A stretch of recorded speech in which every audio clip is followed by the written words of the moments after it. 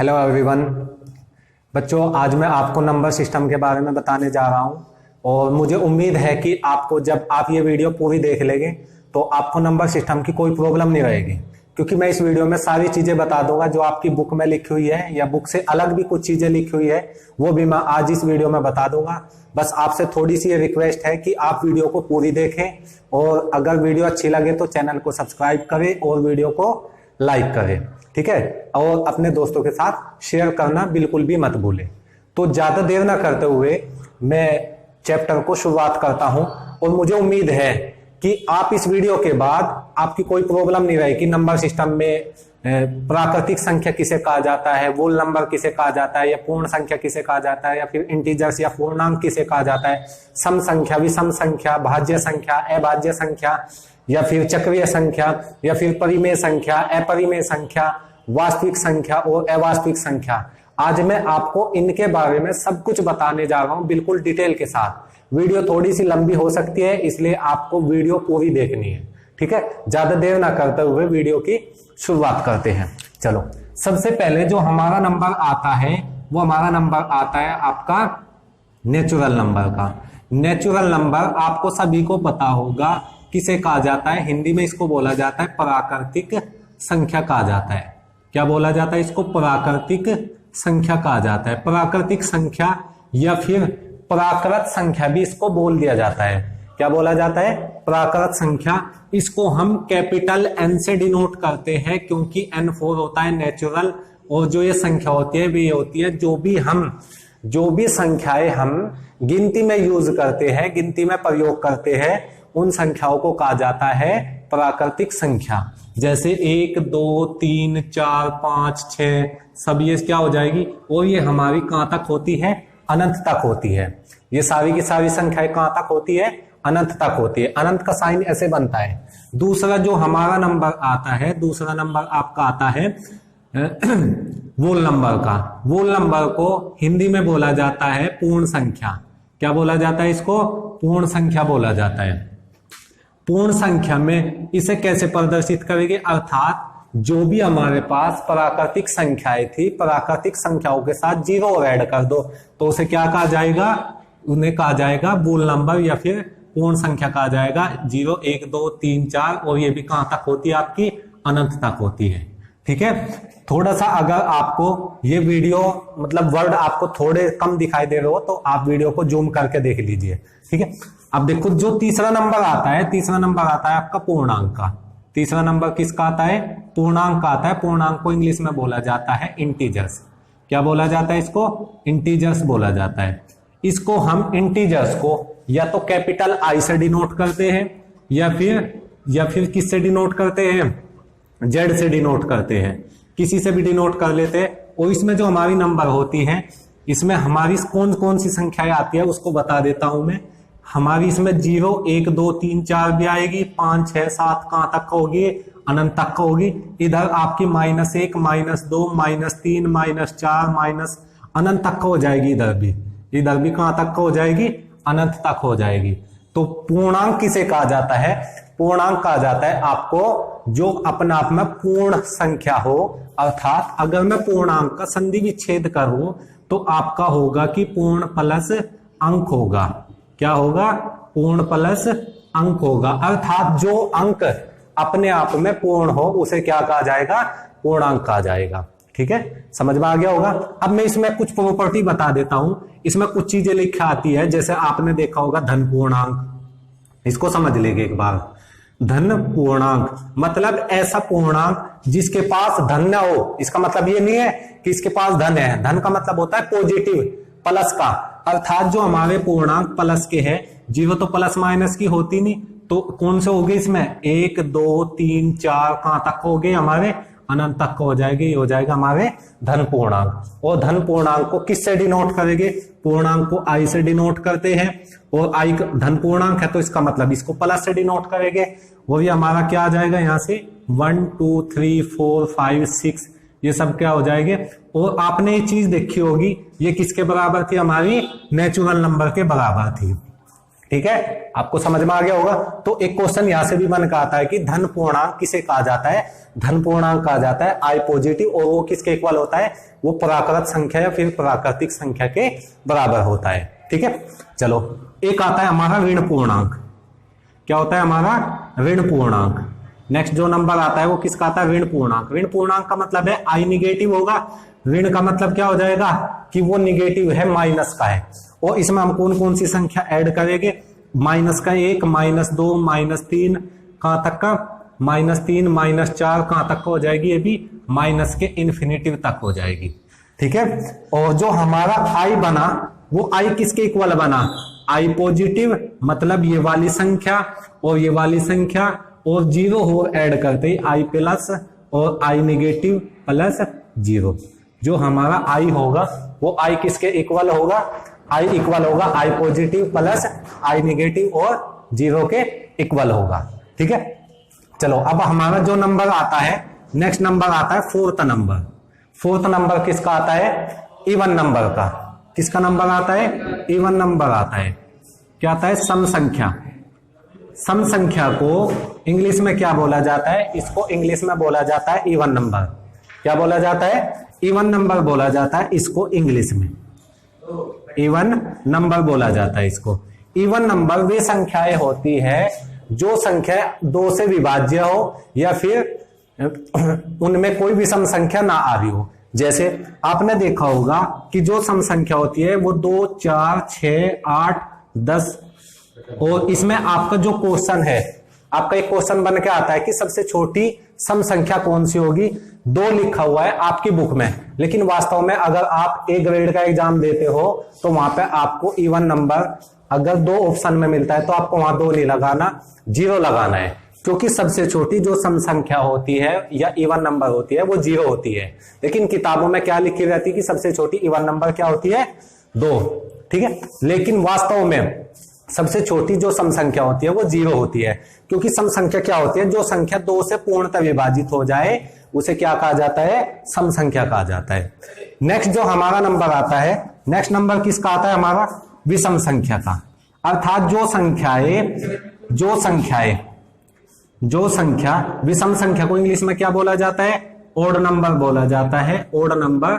और odd number क्या होती है, 1, 3, 5, 7, ये भी कहां तक का होगी, अनंत तक का हो जाएगी। इनको क्या बोला जाता है, ओड नंबर बोला जाता है इसको इंग्लिश में।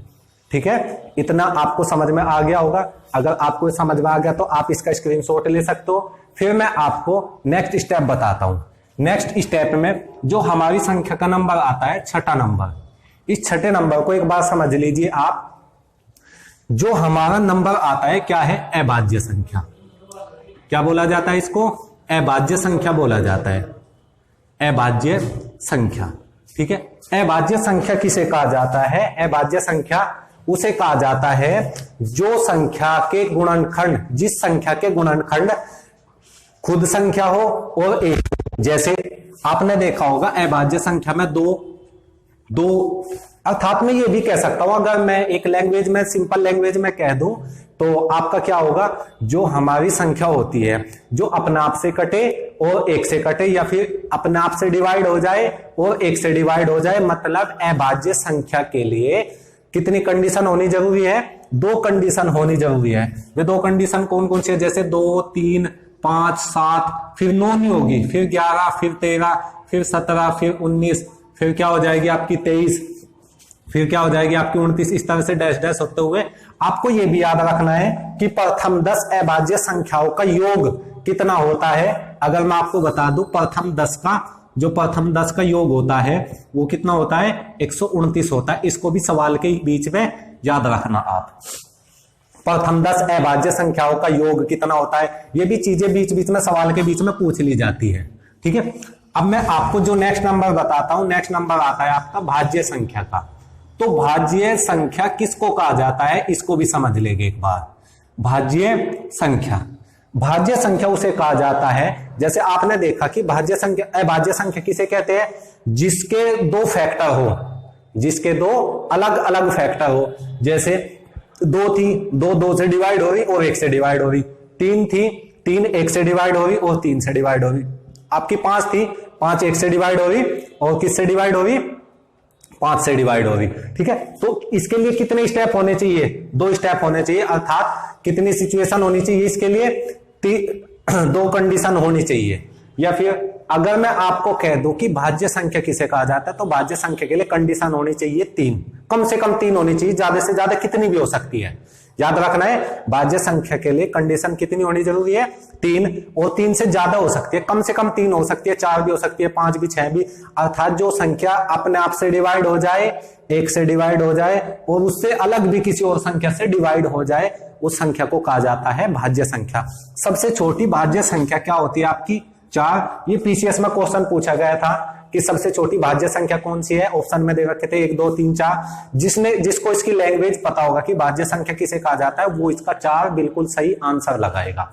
अब समझिए, यहां से मैं क्वेश्चन बनाता हूं, उसके बाद जो हमारा नंबर आता है वो किसका आता है, भाज्य संख्या का। 4 6 8 9 फिर 10 फिर 12 फिर 14 15 16।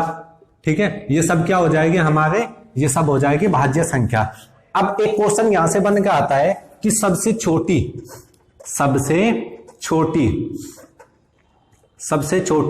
विषम भाज्य संख्या, सबसे छोटी समभाज्य संख्या 2 क्वेश्चन बन के आएंगे। सबसे छोटी समभाज्य संख्या अर्थात जो संख्या सम भी हो और भाज्य भी हो, तो वो तो 4 हो जाएगी। इसमें आपका क्वेश्चन ये भी बन के आ सकता है कि सबसे छोटी भाज्य संख्या सम का आ जाए या विषम का आ जाए, वो ना कहा जाए, उसमें सम या विषम ना कहा जाए, तब क्या होगा हमारा सबसे छोटी भाज्य संख्या, उसका आंसर भी 4 होगा। लेकिन अगर क्वेश्चन आता है सबसे छोटी विषम भाज्य संख्या, तो क्या होगा इसका आंसर, तो आप मुझे इसमें से स्टेप में से देख के बताइए कि इसका आंसर क्या होगा, और कमेंट करके बताइए कि इसका आंसर क्या होगा। तो मैं आपको बता देता हूं, इसका आंसर 9 होगा। मतलब ऐसी संख्या बतानी है जो भाज्य भी हो और विषम भी हो। तो इसमें जो भाज्य है, ये तो सम है, ये भी सम, ये भी सम, तो विषम ये वाली है। पहली संख्या कौन सी मिली, सबसे छोटी विषम भाज्य संख्या कौन सी हो जाएगी आपकी, 9 हो जाएगी। ठीक है, ये क्वेश्चन आपको फ्यूचर में याद रखना है। सबसे छोटी विषम भाज्य संख्या कौन सी होती है, 9। उसके बाद विषम भाज्य संख्या कौन सी होगी आपकी, 15, अर्थात दूसरी विषम भाज्य संख्या कौन सी हो जाएगी आपकी, 15 हो जाएगी। चीजें समझ में आ गई। अब नेक्स्ट चलता हूं मैं, किस पे चलता हूं, जो हमारा नेक्स्ट नंबर आता है 8वां नंबर, इसको बोला जाता है परिमेय संख्या। अब इसको समझियो भाई सभी, परिमेय संख्या को इंग्लिश में क्या बोला जाता है, रेशनल नंबर बोला जाता है। क्या बोला जाता है, रेशनल नंबर बोला जाता है। अब इस चीज को समझिए आप, पूरे के पूरे स्टेप को समझिए आप। ठीक है, थोड़ा सा मैं इसको 2 तरीके से बताऊंगा रेशनल नंबर। एक तो मैं आपको अगर डायरेक्ट ये कह दूं कि जो संख्या रूट से बाहर आ जाए, जो संख्या रूट से बाहर आ जाए, जैसे आपने देखा होगा रूट एक का मान 1, फिर रूट 4 बराबर कितना हो जाएगा 2, रूट 9 का मान कितना हो जाएगा आपका 3, और रूट 16 इसी प्रकार बाहर आके कितना हो जाएगा 4 हो जाएगा। ठीक है, तो आपको क्या समझना है, आपको समझना है कि जो संख्या रूट से बाहर आ जाए वो क्या संख्या क्या कहलाती है, परिमेय संख्या कहलाती है। और परिमेय संख्या हमेशा p/q के रूप में लिखी जाएगी। किसके रूप में लिखी जाएगी, p/q के रूप में लिखी जाएगी। ये आपको रूप याद रखना है। और जहां q बराबर नहीं होना चाहिए 0 के, q बराबर क्या नहीं होना चाहिए, 0 के इक्वल नहीं होना चाहिए। और p और q क्या होने चाहिए, p एंड q क्या होने चाहिए, हमारे पूर्णांक होने चाहिए। p और q क्या होने चाहिए, हमारे पूर्णांक होने चाहिए। देखो 4 के बटे में 1 लिख सकते हैं तो p/q के रूप में लिखी गई, 3 के बटे में 1 लिख सकते हैं तो ये भी p/q के रूप में लिखी गई, 2 के बटे में 1 लिख सकते हैं तो ये भी p/q के रूप में लिखी गई, और 1 के बटे में 1 लिख सकते हैं तो ये भी हमारी क्या हो गई, p/q के रूप में लिखी गई है। अभी एक अंतर मिला। और दूसरा अंतर हमारा क्या है, दूसरा अंतर मैं साथ के साथ बताता हुआ चलूं। जो हमारा 9वां नंबर आता है वो किसका आता है, अपरिमेय संख्या का। क्या आता है, अपरिमेय संख्या का।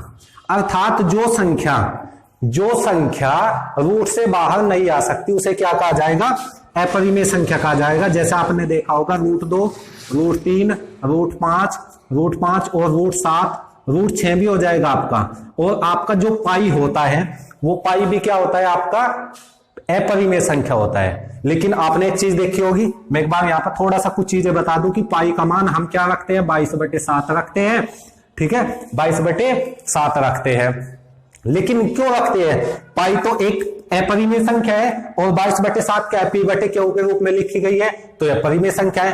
तो आप अगर किसी से पूछा जाए कि परिमेय संख्या और अपरिमेय संख्या क्या दोनों बराबर हो सकती है, तो आपका आंसर क्या होना चाहिए कि परिमेय संख्या कभी भी अपरिमेय संख्या के बराबर नहीं हो सकती।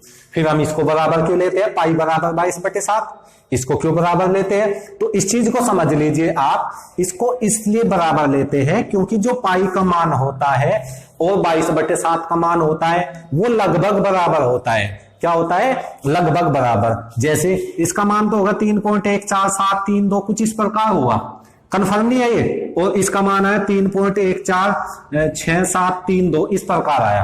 तो हम क्या कह सकते हैं कि लगभग कुछ डिजिट तक का इनके मान क्या है कि लगभग बराबर है। क्या है? लगभग बराबर है। तो हम इसे क्या कहेंगे?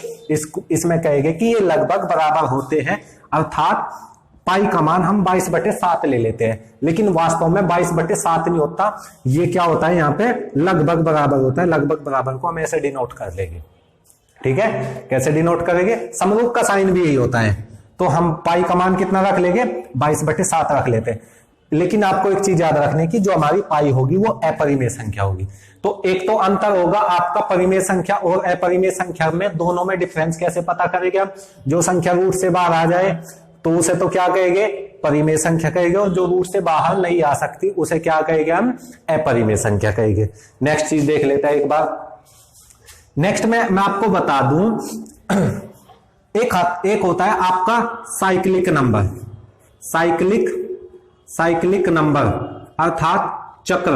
अगर किसी संख्या में चक्र बन रहा हो, किसी संख्या में चक्र बन रहा हो, तो उसे क्या कहेंगे हम? परिमेय संख्या कहेंगे। समझो अब इस चीज को।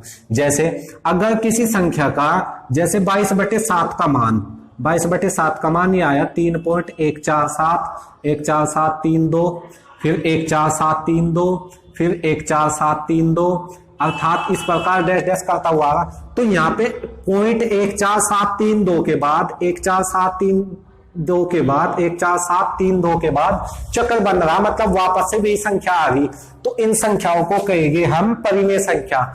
तो जिस क्वेश्चन में, जिस संख्या में चक्र बन जाए उसे क्या कहेंगे हम? परिमेय संख्या कहेंगे। क्या कहेंगे हम उसको? परिमेय संख्या कहेंगे। समझना इस चीज को। जैसे अगर आपका नंबर आता है 3.66 या फिर 6767 इस प्रकार आ रहा 6767, देखो यहाँ पे भी आपका चक्र बन चुका है, तो ये संख्या क्या होगी? हमारी परिमेय संख्या हो जाएगी। आपने ये चीज देखी होगी कि पॉइंट में जो संख्या लिखी रहती है, कभी हम उसको परिमेय संख्या कह देते हैं, कभी अपरिमेय संख्या कह देते हैं। तो मैं उसका अंतर बता रहा हूं। लेकिन अगर क्वेश्चन आता है जैसे, अरे एक संख्या है हमारी 5.14735689332, ये डैश डैश करके ऐसी संख्या आ रही, तो इसमें आप ये बताइए मुझे, कहीं से आपका चक्र बना? नहीं। तो आपका आंसर क्या होगा? चक्र नहीं बन रहा। क्या नहीं बन रहा? यहाँ पे चक्र नहीं बन रहा, तो यहाँ पे ये हमारी क्या हो जाएगी? अपरिमेय संख्या हो जाएगी। बात समझ में आ गई? ठीक है। तो जिसमें चक्र नहीं बनेगा उसे तो क्या कहेंगे हम? अपरिमेय संख्या, और जिसमें चक्र बनेगा उसे कहेंगे हम परिमेय संख्या। ये हमारा था दूसरा अंतर था। किसके आधार पर? ये था हमारा चक्र के आधार पर। ठीक है। तो अगर किसी क्वेश्चन में आपका चक्र बनता है तो वहां पे हम किस प्रकार से डिफरेंस पता करेंगे। एक चीज और बता देता हूं मैं, आपने देखा होगा जो हमारी फ्रैक्शन होती है, जो हमारी भिन्न होती है, भिन्न भी हमारी P/Q के रूप में लिखी जाती है, और हमारी क्या है, जो हमारी परिमेय संख्या है वो परिमेय संख्या भी किसके रूप में लिखी जाती है? वो भी P/Q के रूप में लिखी जाती है। अर्थात दोनों में डिफरेंस क्या होगा? दोनों में डिफरेंस क्या होगा? तो दोनों में डिफरेंस कैसे पता करेंगे? अर्थात हम ये कह सकते हैं, भिन्न को तो हम परिमेय संख्या कह सकते हैं, लेकिन परिमेय संख्या को भिन्न नहीं कह सकते। क्यों? क्योंकि जो भिन्न होती है वो P/Q के रूप में तो लिखी जाती है। इसके लिए लिखेंगे जहां P तथा Q क्या थे? P तथा Q पूर्ण संख्या थी। यहाँ पे तो क्या थी? पूर्ण संख्या थी, और Q बराबर नहीं था यहाँ पे आपका 0 के। लेकिन जो हमारा परिमेय संख्या है, परिमेय संख्या में क्या होता है? परिमेय संख्या में क्या होता है आपका? P और Q क्या है? यहाँ पे आपके पूर्णांक थे। क्या थे आपके? यहाँ पे पूर्णांक थे। ठीक है। और Q बराबर नहीं था, यहाँ पे भी आपका 0 के इक्वल नहीं था। ठीक है। आपको ये चीजें समझ में आ गई होगी। एक चीज और बता दूं, ये जितनी भी हमने सारी संख्याएं पढ़ी, जितनी भी हमने सारी की सारी संख्याएं पढ़ी, उस संख्याओं को क्या कहा जाता है, इन सारी संख्याओं को कहा जाता है, क्या कहा जाता है, इन सब संख्याओं को वास्तविक संख्या कहा जाता है। क्या कहा जाता है, इन सभी संख्याओं को वास्तविक संख्या कहा जाता है। तो इन सारी संख्याओं को हम क्या कहेंगे, वास्तविक संख्या। क्या कहेंगे हम इसको, वास्तविक संख्या कहेंगे इन सारी की सारी संख्याओं को। आपको ऐसी चीजें समझनी है, जितनी भी हमने सारी संख्याएं पढ़ी तो वास्तविक संख्याएं कहा जाएगा इन्हें। अब एक क्वेश्चन आता है कि अवास्तविक संख्या या फिर अकाल्पनिक या फिर काल्पनिक संख्या, काल्पनिक संख्या या अवास्तविक संख्या किसे कहा जाता है। अर्थात अगर रूट के अंदर आपका माइनस हो, जैसे -5, -4, रूट के अंदर -3, -7 भी ले सकते हैं आप। ये संख्या क्या कहलाएगी, ये संख्या कहलाएगी आपकी इमेजिनरी नंबर या फिर अवास्तविक संख्या। अवास्तविक संख्या कहलाएगी ये क्या कहलाएगी, अवास्तविक संख्या, या फिर हम इसको क्या कहेंगे, काल्पनिक नंबर कहेंगे। अर्थात हम एक आधार को और कह सकते हैं, एक आपने 12th क्लास में आयोटा पढ़ा होगा। आयोटा क्या होता है, आयोटा होता है जिस संख्या के साथ आई आ जाए, स्मॉल आई, उस आयोटा कहा जाता है। अर्थात इन हम क्या कहेंगे, ये सारी संख्या किसका एग्जाम्पल होगी, अवास्तविक संख्या या काल्पनिक संख्या का उदाहरण होगी। जैसे 5 आई होगा, 3 आई होगा, जिसके साथ आई आएगा, 4 आई होगा, 6 आई होगा, तो आपका क्या हो जाएगी, यह आपकी हो जाएगी आपकी अवास्तविक संख्या। ये नहीं कि भाई परिमेय के नीचे लिखे हुए आप इसको डिनोट कर लेंगे, परिमेय नहीं होगी ये। जो सारी की सारी संख्या पढ़ी ना, तो क्या कहेंगे हम, वास्तविक संख्या कहेंगे। और उससे अलग जो हमारी बच गई अवास्तविक संख्या या फिर काल्पनिक संख्या, वे किसे कहेंगे हम, उसे कहेंगे जिसके साथ आई आ रहा हो या फिर रूट के अंदर माइनस गिवन हो। ठीक है, समझ गए होंगे आप। अब देखो एक चीज और, लेकिन कभी भी आपको यहां से क्वेश्चन बन के आता है कि परिमेय संख्याओं को वास्तविक संख्या कह सकते हैं, तो आपका आंसर होगा बिल्कुल राइट। ठीक है, तो एक चीज और बता दूं मैं आपको, एक इसमें आपका नंबर रह गया, जैसा आपने देखा होगा 14, 28, 57, और ये संख्या लिया आपने। एक आता है चक्रीय संख्या। चक्रीय संख्या, वैसे तो मैंने बता दिया परिमेय संख्या में, चक्रीय संख्या किसे कहा जाता है। चक्रीय संख्या वे होती है जिसमें 2 से गुणा करने पर, 3 से गुणा करने पर हमें वही संख्या, मतलब अगर हमने किसी संख्या में 2 से गुणा की या 3 से गुणा की, तो हमें वही संख्या प्राप्त हो जो संख्या इन्हीं अंकों से मिलकर बन रही हो। जैसे मैंने इसमें क्या करा, इसमें 2 से गुणा करी इस संख्या में, तो मुझे क्या मिला, 2 सत्ते 14 का 4 का, और 2 पंजे 10 और 1 11, 2 अठी 16 और 1 17, 2 दूनी 4 और 1 5, 2 चौक 8, 2 एकम 2। जो हमारी नई संख्या आई वो इन्हीं अंकों से मिलकर बन रही। अर्थात देखो आगे पीछे हो गए हमारे अंक, 2 यहाँ पर आ गया, 8 यहाँ पर आ गया, 5 यहाँ पर आ गया, 7 यहाँ पर, फिर 1 और 4 बाद में आ गए। तो किसी संख्या में जब हम 2 से गुणा या 3 से गुणा करने पर हमें जो नई संख्या प्राप्त हो वो उन्हीं अंकों से मिलकर बनी हो जिस अंकों से हमारी मूल संख्या थी, तो उसे कहा जाता है चक्रीय नंबर कहा जाता है। तो आपने आज इसमें आपका कोई टॉपिक नहीं छूटा। ठीक है, आपको, मुझे उम्मीद है कि ये वीडियो देखने के बाद आपको दूसरी वीडियो देखने की जरूरत नहीं पड़ेगी। तो मैं आपको कहता हूं कि आप वीडियो को लाइक करें, और मैं आपके लिए अच्छी अच्छी वीडियो लेकर आऊंगा, और आप चैनल को सब्सक्राइब करें, अपने दोस्तों के साथ शेयर करें। धन्यवाद।